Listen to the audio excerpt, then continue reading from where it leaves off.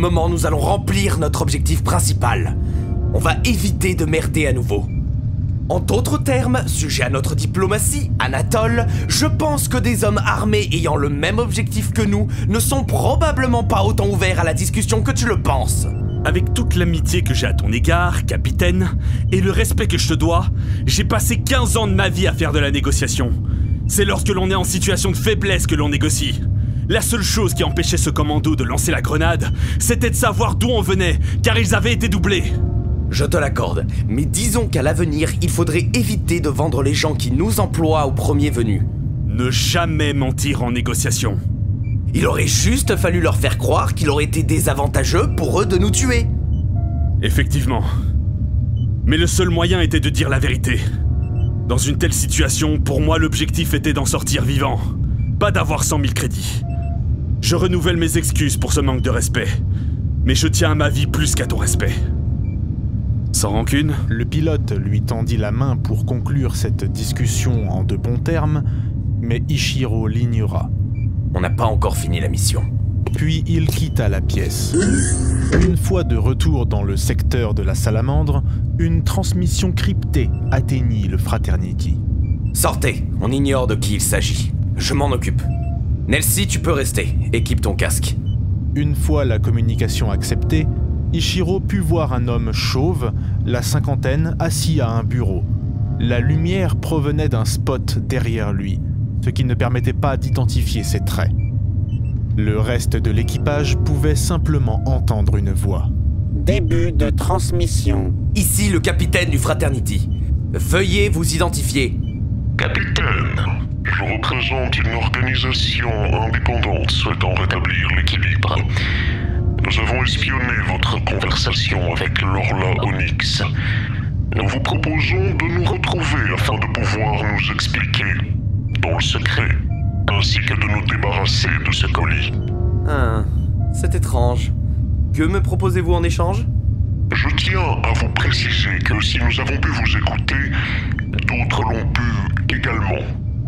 Donc nous ne vous donnerons aucun détail par transmission radio.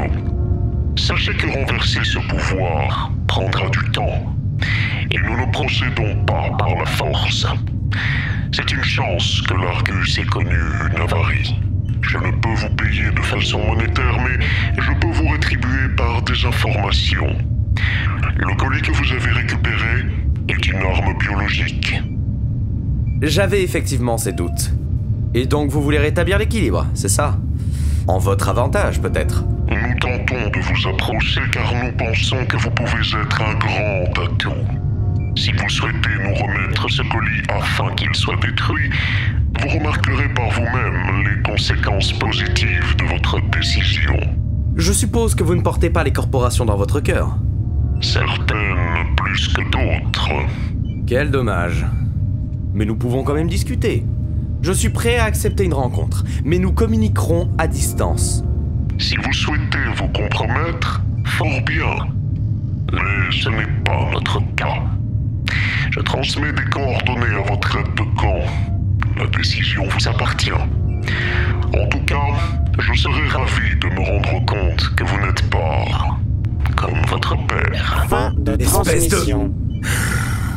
Revenez. Quelle bonne idée! Fonçons dans ce piège! Des équilibristes? Et puis quoi encore? Ils sont peut-être indignes de confiance, mais ils détiennent une information que je considère importante. J'ai des questions à leur poser. Ils semblent te connaître, mais de l'autre côté, nous avons 100 000 crédits garantis à partir du moment où on passe la barrière. Je ne les ai pas oubliés. C'est hors de question qu'on y aille! Tu veux tous nous faire tuer? Tu crois vraiment qu'on peut faire confiance à des hommes mystères dans ce putain de système? Je pense qu'il faut détruire cette caisse. Arrête! La sécurité du vaisseau est compromise. Il l'a dit lui-même. S'ils ont pu nous espionner, notre employeur pourrait également l'avoir fait à l'instant. On n'a pas le choix. Il faut jouer carte sur table avec Onyx. On pourrait aussi lui faire croire que le colis était déjà détruit quand on a accosté l'Argus. Est-ce que t'as écouté ce que je viens de dire? Attendez, soyons lucides. Une arme biologique ne serait pas détenue sur un vaisseau cargo dépourvu de défense. Si le conteneur possède des capteurs, et qu'Anguille est en mesure de comprendre que l'équipage du Fraternity a détruit le colis, On va se faire un puissant ennemi. Et on peut dire adieu à la vie de mercenaire. Ça vous intéresse, la piraterie? J'ai déjà donné. Non. Très bien. On va aller voir Onyx.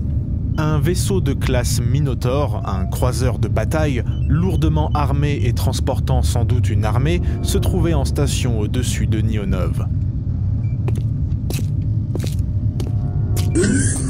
Skylar, on en est où? J'ai fait tout ce que j'ai pu. Le conteneur ne possède aucune forme vivante à l'intérieur. La caisse est pas radioactive, et le verrou est inviolable sans détruire le contenu. Le capitaine du Fraternity ouvrit les communications et tomba directement sur Madame Onyx. Début de transmission. Capitaine, ravi de voir que vous êtes revenu.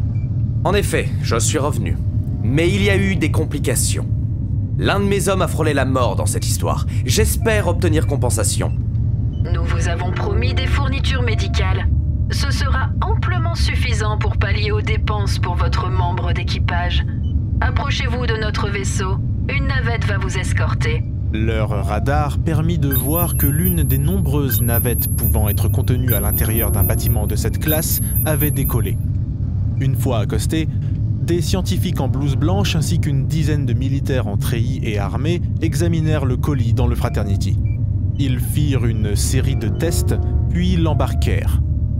Les militaires n'étaient là que pour assurer la sécurité des scientifiques et n'avaient pas de posture agressive envers l'équipage du capitaine Mashtan. Le personnel d'Anguisse Biopharma déplaça le colis de façon précautionneuse jusqu'à leur navette.